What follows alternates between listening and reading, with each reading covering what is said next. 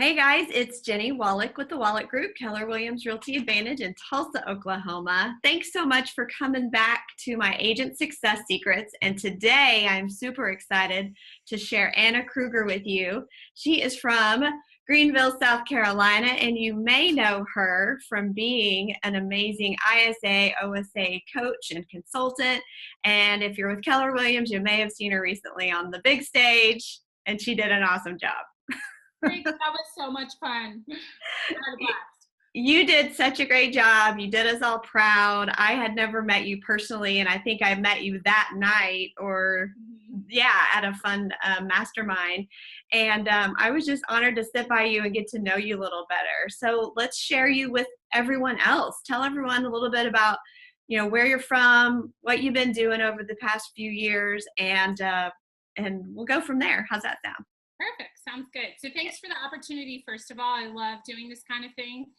And a little side note, about 5 years ago, when I realized there wasn't much for ISAs, I thought, I want to develop something, and it'd be so cool if one day my job would be to speak and coach and be on podcasts and webinars. So anyway, you're filling my bucket right now by giving me this opportunity. So thanks. So to answer your question, I'm from the Baltimore area. I had lived there really up until I was 26 and really considered that home. And then about 10 years ago, I moved to South Carolina for a job opportunity and moved with a 10-day notice. I had no idea I was moving. And then 10 days later, I lived here. Hello, South Carolina. And I remember crying in my living room because I needed a broom and realized I had no idea where Walmart was. And I thought, what did I just do?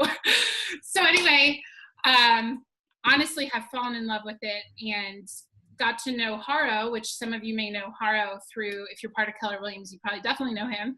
Yep. We met at church and he recruited me into real estate about 5 years ago. And so the last 5 years I've been in real estate, started off as an ISA, inside sales agent on his team. And then about 2 years ago, branched out, joined with MAPS, and now work with the ISA coaching program. And that's my main thing, my one thing. Well, you not only just worked with him, you made quite a name for yourself and his team. I mean, you were a part of he's actually done a video with me here before, and he was awesome. And so I know you had a lot of growth, and you probably were a big part of that. Yeah, honestly, I grew a ton partnering with Haro, and I thank God I got partnered with him. And the way that came about, and I'll share this because it's a good lesson to everybody out there who could have a limiting belief around hiring and finding talent. He had started recruiting me into real estate, and I was new in South Carolina. And I looked at it like, I'm not going to work in real estate, but I don't know anybody in South Carolina. And this is a good networking opportunity to get out and start to know people because I need to build a network here.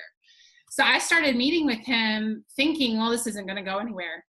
And that was the best decision of my life because I ended up partnering with him. And since he brought me into the organization, I've lost 100 pounds. My finances are better than they've ever been. I paid off debt. I am now where I've always said I wanted to be in my career. I mean, I still have growth that I want to happen. But it all started with getting into the world of real estate and specifically Haro with Keller Williams. So, yeah. That is a really cool story, and just what a testament to not only him, he's a great guy, just even the culture of our company, just how we really love pouring into each other and growing. And he was just having conversations with you, and look where you are now. Well, and that's really what it was, because when I joined Haro, he started talking to me about this 411 tool and the GPS tool, which if you're not with Keller Williams, those are the tools we use to help us with goal setting. And the short version is you take this big, scary goal and you chunk it down into weekly activities. And I remember when Haro and I sat in a coffee shop and he was like, how much money do you want to make next year? And I told him a number, and I just thought, well, that's just not going to happen. I mean, that's a crazy number. And we sat down and he helped me figure out through his leadership exactly what I had to do every day to hit that number through math. How many contacts will get you there. And it changed my world, and it just helped me start thinking bigger. And it made me realize I can do a lot more than I think I can. and truly the working at the Haro Group is what changed my brain about that was his leadership. It was awesome. Well, let's now transition into what you're doing to date, but going back, and how did you guys discover that this was your talent and your role, and now you've grown it into a coaching and consulting business as well? Yeah, it's a great question. So that really even goes back to before I met Haro. So I was a high school teacher in Baltimore, which was super fascinating. I actually loved it, and I miss the kids dearly. I left the school, not the kids. And I always knew that I had the heart of a teacher.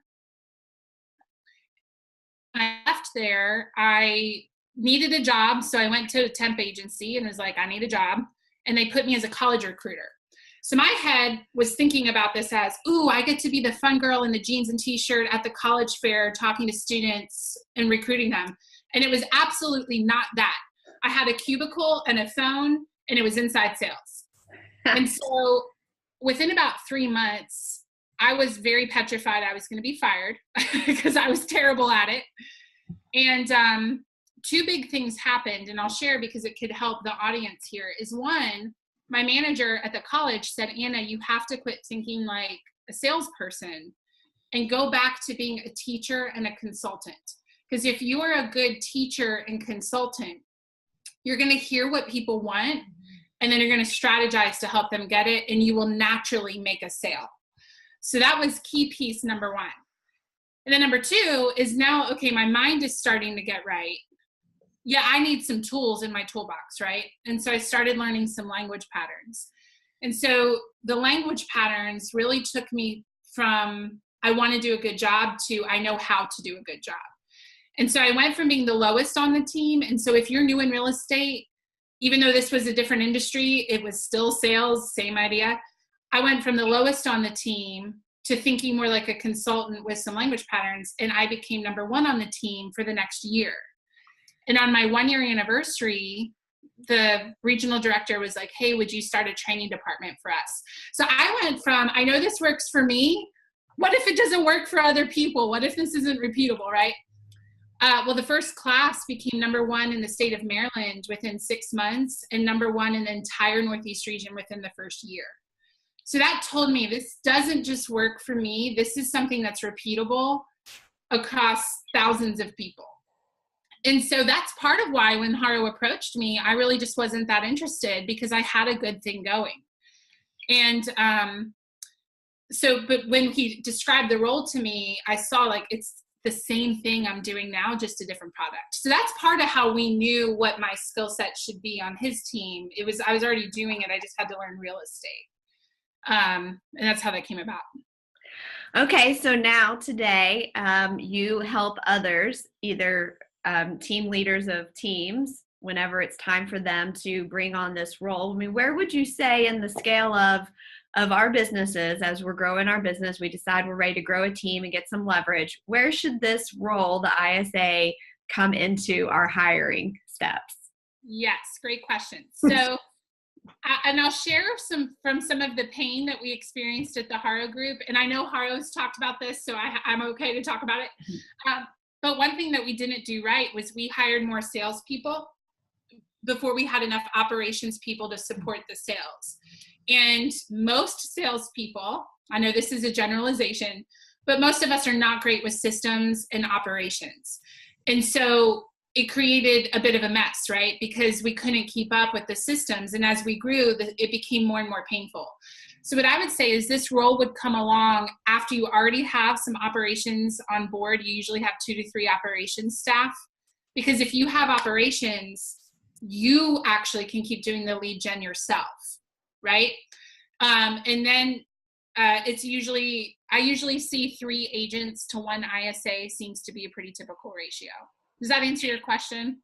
It absolutely does. I just want to make sure that everybody sees that this isn't your first hire and this isn't something you get rid of because you don't like calling people.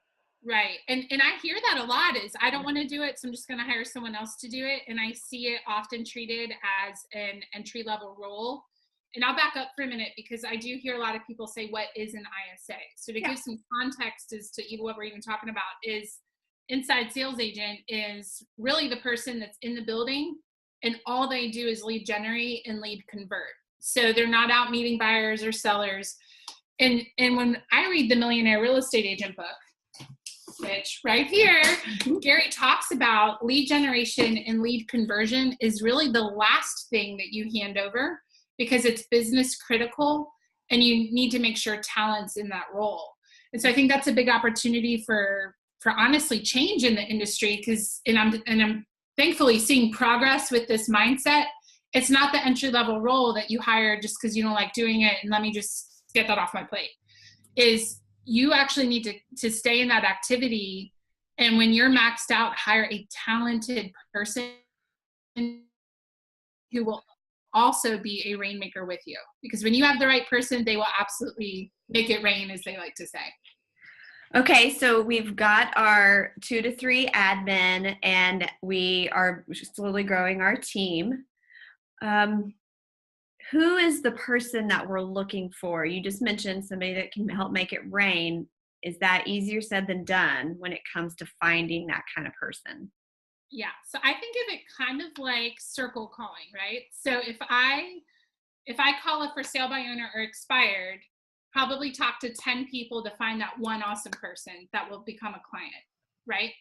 If I circle call, I'm probably going to need 100 people to find that one awesome person. And I think that looking for an ISA is kind of like circle calling, is they absolutely are out there to find the person that wants to stay in the role, grow the department. And it's not I'll do this and then I want to become an agent, but it's truly, I love lead generation and conversion and I like that role.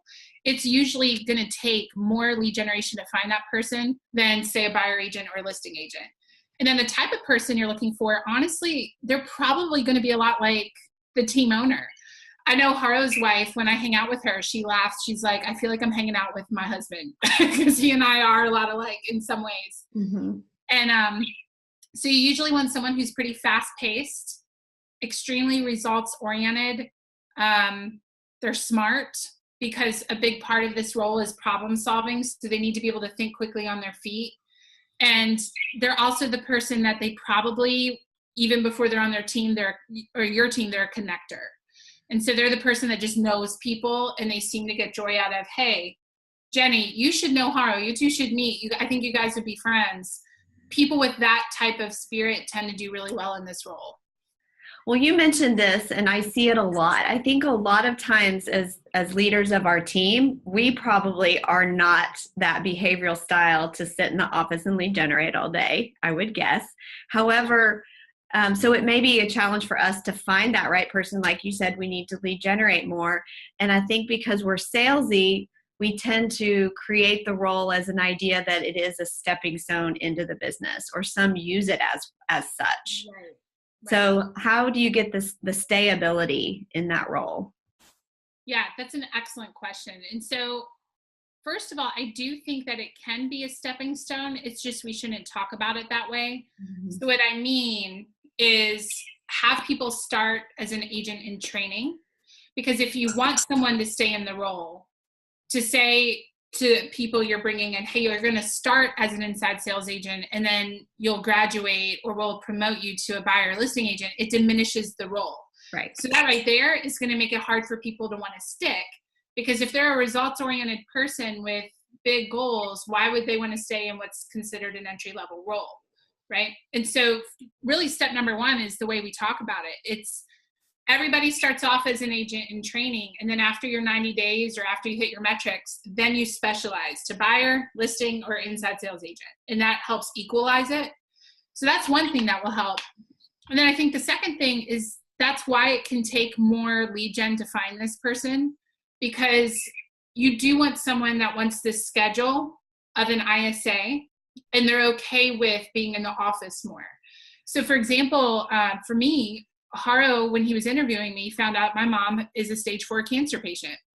And I told him from the get-go, this is why I wasn't interested in real estate. I didn't know about inside sales. And I just said, I can't be a listing or a buyer agent because I might call you one day and say, I'm headed out of town for 2 weeks. I don't know when I'll be back. And that's actually what attracted me to the ISA role. Because he said, oh, well, you can do this out of town if you have to. And so I think it's just getting to know people's stories and what they want.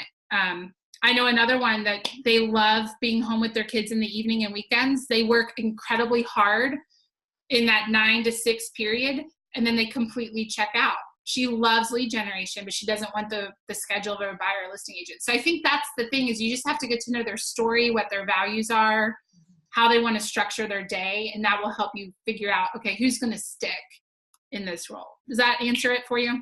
Absolutely. So now I'm a new ISA inside of a team. And so you are my coach. What are you going to guide me on and how to be successful? Yeah. So this, if you had told me this would be the first thing I'd talk to people about 5 years ago, I would have thought, no, it's not.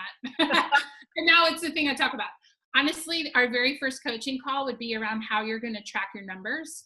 And the reason for that is, it's like your GPS. I look at it like, if I don't have my GPS, and you and I were talking, Jenny, and it's like, let's go to La Jolla, California. There's this really cool rock to sit on and watch the sea lions and the ocean and the sunset. Let's go to that rock in La Jolla, California. Well, I can point my car towards California, and I might end up in the general vicinity, but there's no way I'm going to end up on that specific rock that we talked about to watch that exact view. And I think a lot of salespeople, including ISAs, because we're not geared towards systems and stuff like that, that's how we run our business. Is I have this goal of where I want to go financially or how many units I want to bring in. And I'm just going to go in today and make 40 contacts, and hopefully I end up in the right vicinity, but I really know how it connects. And so the only way to fix that is tracking. Just like in my car, I need a GPS with my coordinates. I've got to have numbers to track as an ISA. And that also helps me as a coach. And even if I wasn't coaching you, Jenny, as an ISA, you can even self-discover what are your areas of opportunity, because you can look at what are my conversion rates and what's below average. That's what I need to be working on. And it tells me which things to be working on versus let me just show up today and hope I hit my goal by the end of the year.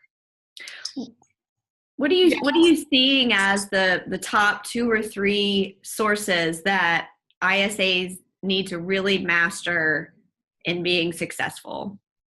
Like the lead sources. I'm thinking about that because every team is a little bit differently. I'm just thinking common ones that I see. I think right now in the market that we're headed towards, expireds and for sale by owners are big because we're starting to see more of them come on the market, and it's a massive opportunity.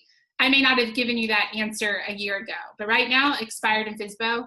And I think working their sphere, I see a lot of ISAs that seem hesitant to work their sphere, and it's just such an obvious opportunity. Let's get them working on that. But honestly, Jenny, I think even more than a lead source, it's just focus on one at a time. So the common thing I hear from ISAs is I just started and my team leader gave me 14 scripts. 3 of them were for sale by owner. I just don't even know where to begin. Right. And then they don't master any of them because they're overwhelmed. And I love the idea of, it's your day one, Jenny, and I'm going to say, here are 3 for sale by owner scripts. Pick one of them, and that's the one you're committing to.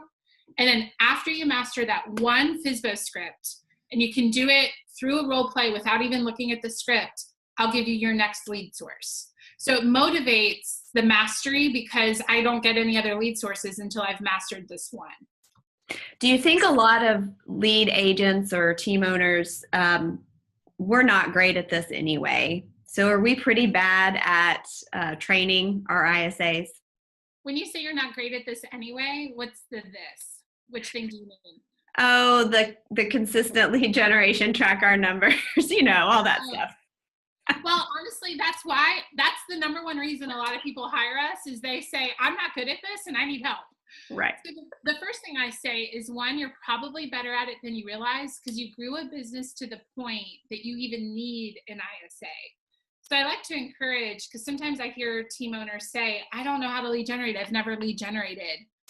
And I look at it like you had to have, because you have business that brought you to the point that we're talking about an ISA. So I think, first of all, it's realizing you do know how to convert leads. Maybe you haven't thought through how to systematize it before. But to help that mindset, enough to at least know how to get this person started. And then I do think that's where the coach comes in. I mean, everybody needs a coach. I have a coach. I mean, I have more than one coach, and it's because I know that I have vulnerabilities. And I look at that like when you go bowling and you have the bumpers up to keep the ball from going in the gutter. That's your coach. Is you might know what you need to do, and I'm here to make sure that we keep this thing on track. Well, let's talk about something really fun. You mentioned before we got on your call with Gary, before you got on stage with him. So let's share that conversation. Okay. So first, a good lesson to me was call people, even if you're intimidated that they won't have time. Because the way that even came about was for 2 years, I thought Gary doesn't talk about ISAs and the MREA. And what does he think? What's his research say? And finally, I just called him and we got on the phone, which was awesome. So that taught me just go for it, right? What if I had done that 2 years ago? Why did I wait so long? So that I'm passing that lesson along to you guys. Is if you have a question and you think, well, I don't know, they're so busy, just pick up the phone. What do you have to lose? So I ended up on the phone with Gary Keller, and I asked him about lead generation in the tech age, because he had just, the day before was the Inman conference. If you saw that recording, it was super interesting. And he was talking about how really everything's going digital. And as someone whose whole career is focused towards the art of lead generation and conversion, I thought, well, what is this going to mean for us? And so I asked him, I said, what does this digital age mean for those of us that do lead gen and conversion as our one thing? And he was very quick to say that is the one thing that will never go away.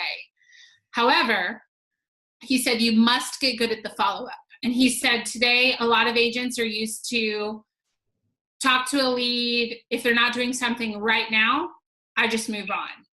And he said this for years. He just emphasized it more. He said, you've got to learn how to be really good with the follow-up. And it's about creating a client experience and really earning a client for life, not just earning a closing one time. So it's a lifelong relationship, not a one-time thing. I thought that was awesome. That is awesome. And that's refreshing for all of us that are referral and relationship-based businesses. So let's dive into, what does follow-up look like? If you're training ISAs on how to lead gen, we know that's important to get them into our system and to nurture them. What do you teach as a great follow-up system? Yeah, so I believe in honestly giving each person I talk to, and I do mean each person I talk to, action item. And so what that might sound like, Jenny, is if you and I are talking and we determine that you're interested, but you have no idea if you're pre-approved and you're maybe 8 months out, I might say, Jenny, really your next step would be to talk with the lender and just find out where you stand. Mm-hmm. When will you talk with the lender? Then you give me an answer. And I'd say, okay, when will you call me to tell me what the lender had to say? And so I'm really putting the ownership on you. Now, I am still going to own it, right? So if you tell me you're going to call me by Friday at 5 and you don't, I'm going to be calling you Friday at 5:15. So it's still my responsibility, but I'm going to put the ownership on you, because that's going to make you more engaged in this process. And if you have a deadline, you're going to be more likely to get it done. So that's what follow-up looks like. It could also look like, I might want to move, but I'm not quite ready. I'd say, great, why don't you with your wife tonight make a pros and cons list as to all the benefits of moving and all the things that might hold you back from moving? When could you call and tell me what you guys figure out? So it's kind of like incremental progress each call. In every conversation, we're agreeing to the next time we're going to talk. Okay, I love that. And I also know that we, at least on our team, we believe, and I believe most do, is that, we need to have systematic action items and action plans that get applied to people. So you're saying sometimes you can take the creative license due to that conversation and adjust those along the way. Yeah. Well, I believe that, if we're talking about something like a 36 touch to your database, which is that idea of I will somehow touch these people 36 times a year from marketing or phone calls or whatever it is, I think that's always silently running in the background. Yeah. But I'm talking with the lead, and I don't think there really is a cookie cutter answer, because it's going to depend on that conversation. So I view it as, from the ISA perspective, until I've talked with you, I'm following a systemized approach. But as soon as I make contact with you, I'm customizing my next step based on our conversation. So if I talk to one person today that wants to move in 8 months, their next step is to talk to a lender. But if I talk to the very next phone call and they say, I want to move in 2 years after my kids graduate, they're just going to have the 36 touch running on them or whatever our marketing is. And I might just say, okay, Jenny, when does it make sense in your mind for me to follow up with you, given that you're about 2 months out? And whatever they tell me, if they're a seller, I'm going to cut it in 2/3. So if they say, call me in a year, I'm going to call them in about 4 months or in about 8 months. I'm going to cut it back. And if they're if they're a buyer, I'm going to cut whatever they tell me in half. So if they say, call me in a year, I will call them in 6 months. I like those numbers, having some kind of real system that we can share with our teams. Yeah. So what else can you think of are big, either, I don't know, trends that you're seeing, whether it's because of the market or because of the role that has evolved over time? What can you share with everyone as our final hoorah? Yeah. Well, first of all, I think it's exciting to see, even just coming off Mega Camp, how many ISAs were even there and how the mindset is changing around the role. Because I remember 4 years ago, Haro took me to my first event, and I felt like the one and only. I think there were 2 of us there. And now they're being talked about from stage. People are starting to get, this is a rainmaking role. It is not entry level. And so that's really exciting to me. And I'm seeing the culture change. It used to be almost like the agents on one side and the ISAs on the other.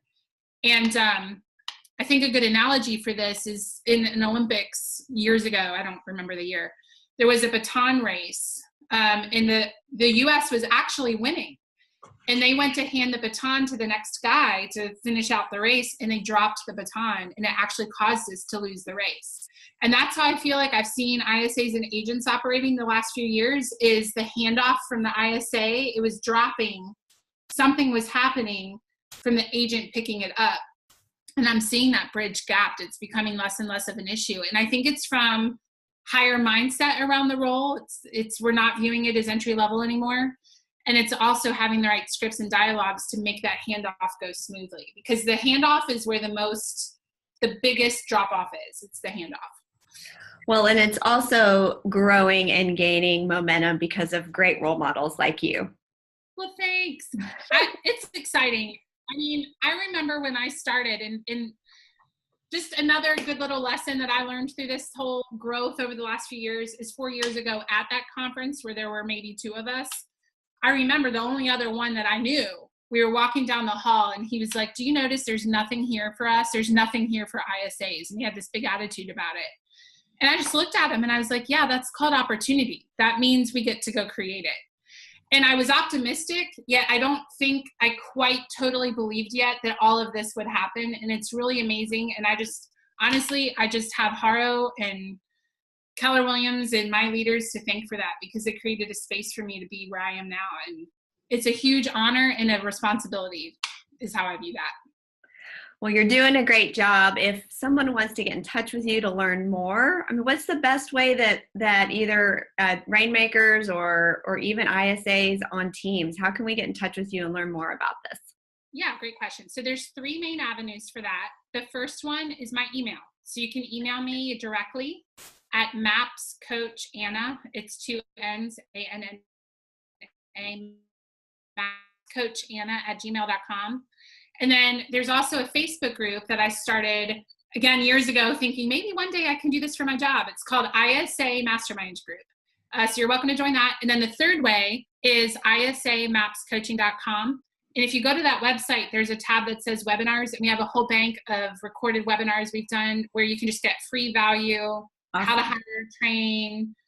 I interview listing agents that, how do you work with an ISA if you're a listing agent? What's that look like? So isamapscoaching.com is the website. Those are all super valuable, and I'm super excited to share that with my team. Thank you. Yeah, you're welcome. Well, we sure appreciate you. I look forward to seeing you real soon, for sure at Family Reunion, if not sooner. Yes, if you guys need anything from me, my number is 918-706-9845. Have a great day. Bye, Anna.